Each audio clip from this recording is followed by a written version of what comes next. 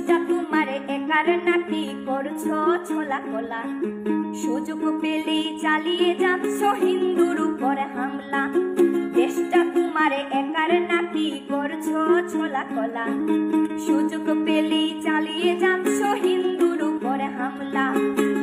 মনে রেখো হিন্দুরাও দেশ বাঁচাতে পাশে ছিল। দেশে দেশে দেশ বাঁচাতে রক্ত তারাও দিয়েছিল। মনে রেখো হিন্দুরাও দেশ বাঁচাতে পাশে ছিল।